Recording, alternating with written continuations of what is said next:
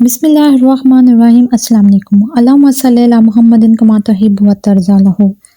3 عادتیں عورت کو قبر سے سیدھا جہنم میں لے جائیں گی۔ یہ 3 بری عادتیں اللہ تعالیٰ کو اتنی ناپسند ہیں۔ یہ 3 عادتیں اپنانے والی عورت جس گھر میں بھی چلی گئی، اس گھر میں رحمت کے فرشتے نہیں آتے، وہ گھر تباہ و برباد ہو جاتا ہے، اجڑ جاتا ہے۔ اس گھر میں رہنے والا ہر ایک انسان آفات، مشکلات، مصیبتوں کی دلدل میں پھنس جاتا ہے۔ ہر عورت سے شادی کرنا، مگر 3 عادتیں اپنانے والی عورت سے شادی نہ کرنا، ورنہ تمہارا ہنستا پھنستا گھر اجڑ جائے گا، تمہارا جنت کا ٹکڑا جہنم کے گڑھوں میں سے گڑھا بن جائے گا۔ آخر وہ 3 بدترین آدمی کون کون سی ہیں؟ 3 عظیم گناہ کون کون سے ہیں جن کے اپنانے سے عورت سیدھا قبر سے جہنم میں چلی جائے گی؟ قیامت کے دن اس سے بہت بڑی شرمندگی کا سامنا کرنا پڑے گا، اور یہ 3 گناہ اللہ تعالیٰ کو اتنے ناپسند ہیں۔ نمبر 1، اللہ کا ناپسندیدہ گناہ، ناپسندیدہ عادت عورت کا ناپاک رہنا۔ غسل فرض ہو جائے پھر بھی عورتیں کئی دن، 5 4 دن وہ غسل نہیں کرتی، اور انہیں معلوم ہی نہیں ہوتا کہ ہمارے اوپر غسل فرض ہے، ہم نے تو غسل کیا ہی نہیں۔ پیارے دوستو، ذرا سوچئے، جس گھر میں ناپاک عورت رہتی ہو وہاں رحمت کے فرشتے کیسے آ سکتے ہیں؟ وہاں رزق میں برکت کیسے ہوگی؟ ناپاک ہاتھ سے وہ کھانا بنا کر جن بچوں کو کھلاتی ہوگی، کیا خیال ہے ان بچوں کے آنکھوں میں حیا ہوگی؟ ان بچوں کی آنکھوں میں غیرت ہوگی؟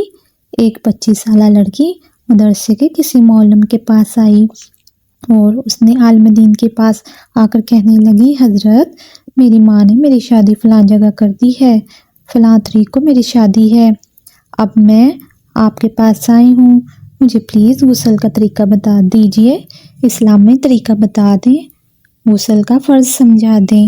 حضرت نے پوچھا، آپ کی عمر کتنی ہے؟ اس نے کہا 25 سال۔ بزرگ نے فرمایا، 25 سال ہو گئے ہیں اور آپ کو غسل کا طریقہ نہیں آتا؟ لڑکی نے کہا، نہیں آتا۔ بزرگ کہنے لگے، 15 سال سے اب بالا ہو گئی ہیں، تو 15 سال سے 25 سال تک آپ نے کتنی تعلیم حاصل کی ہے؟ تو اس نے کہا، مجھے ایم اے انگلش کیا ہے۔ بزرگ کہنے لگے، تو نے ایم اے انگلش تو کر لیا، 10 سال تو نے ناپاکی میں گزار دیے، غسل کے فرض نہیں جان سکی۔ مجھے بتاؤ، جس لڑکی نے پورے 10 سال اسی طرح ناپاکی میں گزار دیے، حالانکہ ہر ماہ میں ایام کے بعد غسل فرض ہو جاتا ہے، ہر لڑکی کو ہر حال میں غسل کرنا ہوتا ہے اور صحیح طریقے سے غسل کرنا ہوتا ہے۔ معلم نے کہا، اس کا مطلب 10 سال گزر گئے، آپ نے غسل نہیں کیا، 10 سال سے پہلے آپ ناپاکی میں گزار رہی ہیں۔ آپ نے BBC تو پڑھ لی، لیکن میری انگلش تو کر لیا، کاش کہ تو نے غسل کے فرائض بھی جان لیتی۔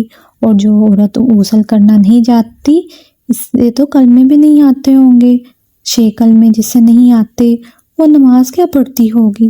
اس کو نماز کا طریقہ آتا ہوگا، اور جس عورت کو نماز کا طریقہ نہیں آتا وہ نماز پڑھتی ہوگی، اور جس کو نماز پڑھنے کا طریقہ نہیں آتا، اللہ تعالیٰ کی اس کو کیسے پہچان ہوگی؟ اور جو عورت نماز نہیں پڑھتی، قرآن نہیں پڑھتی، اس کو اللہ کی پہچان کیسے ہو سکتی ہے؟ ہرگز اس سے اللہ کی پہچان نہیں ہوگی۔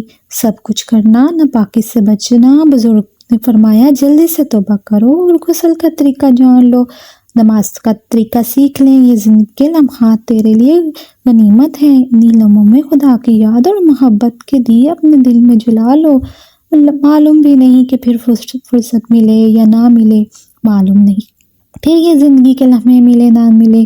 ناپاکی اللہ تعالیٰ کو بہت زیادہ ناپسند ہے۔ ناپاک رہنے والی لڑکی کی شادی بھی نہیں کرنی چاہیے، ورنہ یاد رکھنا برکت ہاتھ سے دھو بیٹھو گے۔ فرمایا، دوسرا گناہ دوسری بنیاد غیبت کرنا ہے۔ جہاں 2 4 عورتیں اکٹھی ہو کے بیٹھ جاتی ہیں، وہاں غیبت سٹارٹ ہو جاتی ہے، کسی نہ کسی عورت کی غیبت ہو رہی ہوتی ہے، بیوی اپنے شوہر کی غیبت کر رہی ہوتی ہے، کبھی اپنے ساس سسر کی غیبت کر رہی ہوتی ہے، لوگوں نے بڑھ چڑھ کر جھوٹ بولے۔ اتنے میں ایک شخص آیا، اس نے کہا، بادشاہ سلامت، آج میں نے دیکھا ایک عورت 2 3 عورتیں کٹھی بیٹھی تھی اور وہ خاموش بیٹھی تھی۔ بادشاہ نے کہا، اسے منہ مانگا انعام دیا جائے۔ سب سے بڑی جھوٹی تو یہ ہے، عورتیں بیٹھی ہوں اور وہ خاموش بیٹھی ہوں، یہ کیسے ہو سکتا ہے؟ تو اب اس کو انعام کے طور پر اسے بہت سارا انعام دیا گیا۔ اور اس طرح غیبت کے ذریعے چغلی کے ذریعے غیبت، ایک دوسری عورت کو لڑایا جا رہا ہو، یہ کیسے ہو سکتا ہے کہ غیبت سے بچنا؟ غیبت نیکیوں کو اس طرح کھا جاتا ہے جیسے آگ لکڑیوں کو کھا جاتی ہے۔ ابو ہریرہ فرماتے ہیں رسول پاک صلی اللہ علیہ وسلم نے ارشاد فرمایا، تم جانتے ہو غیبت کیا ہے؟ صحابہ کرام نے فرمایا، اس کے رسول زیادہ جانتے ہیں۔ آپ صلی اللہ علیہ وسلم نے فرمایا، اپنے مسلمان بھائی کا ذکر اس طرح کرنا کہ اسے ناخبر ہو۔ لوگوں نے کہا، اگر وہ برائی اس میں موجود ہو تو آپ صلی اللہ علیہ وسلم نے فرمایا، اگر اس کے اندر وہ برائی موجود ہے تو تم نے اس کی غیبت کی، اگر وہ برائی اس کے اندر موجود نہیں تو تم نے اس پر بہتان لگایا۔ اللہ تعالیٰ ایسے لوگوں کو استغفار کرنے کی توفیق دے۔ تیسری عورت وہ ہے جو کہ اپنے خامن کو خدا سمجھتی ہے اور خدا کو خامن سمجھتی ہے۔ آپ بھی سوچ رہے ہوں گے استغفر اللہ، یہ میں نے کیا کہہ دیا؟ عورت خدا کو خامن بھی سمجھتی ہے۔ ایک دفعہ ایک عورت کسی عالم دین کے پاس آئی اور کہنے لگی، حضرت پتہ نہیں اللہ کو کیا ہو گیا ہے، اللہ نے میرے ساتھ کون سی دشمنی مول لی ہے؟ کیا اللہ نے مجھے پیدا نہیں کیا؟ فلان عورت کو 4 بچے دے دیے ہیں، 4 بیٹیاں دے دی ہیں، اللہ نے مجھے ایک بھی بیٹا نہیں دیا۔ فلاں عورت کو مال دے دیا ہے، دولت دے دی ہے، سب کچھ دے دیا، مجھے کچھ نہیں دیا۔ میں نے اللہ کا کیا بگاڑا ہے؟ اللہ مجھے کسی بھی نعمت سے مالا مال نہیں کیا، کب سے دعائیں مانگنے لگی ہوں، اللہ تعالیٰ میری دعا نہیں سنتا، آج کے بعد میں اللہ تعالیٰ سے کبھی دعا نہیں مانگوں گی۔ الغرض اس عورت نے اللہ تعالیٰ کا نام بڑی ہی بے ادبی سے لیا۔ یہ سن کر عالم دین فرمانے لگے، اے عورت، اس طرح کا لہجہ، اس طرح کی باتیں خدا کے بارے میں نہ کیا کرو، اس طرح کا لہجہ اللہ کے سامنے اچھا نہیں لگتا، خدا کا نام بے ادبی سے نہ لیا کرو، خدا کو خدا سمجھو، خدا کو خاک مت سمجھو، خدا کی ذات کے سامنے بولنے کا اختیار نہ کرو جو لہجہ اپنے شوہر کے سامنے اختیار کرتی ہو۔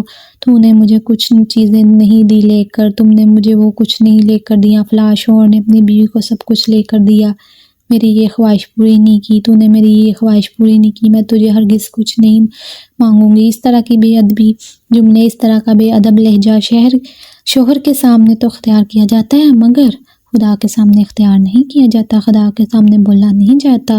فرمایا، ان 3 گناہوں سے باز آ جاؤ، ان 3 برائیوں سے باز آ جاؤ، ورنہ یاد رکھنا یہ 3 خطرناک بری عادتیں ہیں جو تمہیں قبر سے سیدھا جہنم میں لے جائیں گی۔ گناہ سے بچنے کے لیے ہمیں مضبوط ہمت اور پختہ ارادہ چاہیے۔ اس کا طریقہ یہ ہے کہ آپ نیک ماحول اور نیک صحبت اختیار کریں اور برائیوں سے بچنا رہنا چاہیے، اور یہ سوچا کریں کہ اگر یہ گناہ کرتے ہوئے مجھے میرے والدین یا کوئی رشتہ دار دیکھ رہا ہو تو مجھے اس کے سامنے کتنا شرمندہ ہونا پڑے گا، اور میرا اللہ تو ہر ٹائم ہمیں دیکھ رہا ہے، اور اس کے سامنے میں اگر گناہ کروں گا تو پھر میری کیا حیثیت ہوگی جو کہ مجھے ہر ٹائم دیکھ رہا ہے، میرے خالق حقیقی محسن ہے، اور اس کے سامنے کس منہ سے میں قیامت کے دن حاضر ہوں گی۔ سوچیں قیامت کے دن اگر والدین، بیوی، بچے، بہن، بھائی، استاد، شاگرد، دوست اور مخلوق کے سامنے بتا دیا جائے کہ فلاں بن فلاں نے یہ وقت یہ گناہ کیا تھا، اس وقت انسان شرم سے پانی پانی ہو جائے گا۔ قیامت کا وہ منظر سوچیں تو امید ہے کہ گناہوں کا ترک کرنا آسان ہو جائے گا، اور ان سب باتوں کی عادات پیدا کرنے کے لیے اللہ تعالیٰ کے ان نیک بندوں کی صحبت اختیار کرنی ہوتی ہے۔ اس کے ساتھ ساتھ فرض نمازوں کی پابندی کے علاوہ اللہ تعالیٰ سے ان گناہوں سے بچنے کی خصوصی دعا کرتے رہا کریں۔ اگر آپ نے نکاح نہیں کیا تو گھر والوں سے بات کریں، اوکے، اور اس بات پر آمادہ کریں کہ آپ کا نکاح کروا دیں تاکہ آپ تنہائی میں رہنے سے بچیں، اور آپ اپنے آپ کو اتنا مصروف رکھیں کہ فضولیات اور گناہوں کو آپ ٹائم ہی نہ دے سکیں، اور کثرت سے استغفار پڑھا کریں۔ اگر ناظرین آپ کو یہ میری کہانی اچھی لگی ہو تو پلیز میرے چینل کو سبسکرائب، لائک اور شیئر ضرور کیجیے گا۔ آپ کا ایک سبسکرائب مجھے بہت زیادہ ہمت دیتا ہے، میں غریبوں کی مدد کرنا چاہتی ہوں اور اپنے گھر والوں کو سپورٹ کرنا چاہتی ہوں۔ اب اجازت دیجیے، اللہ حافظ۔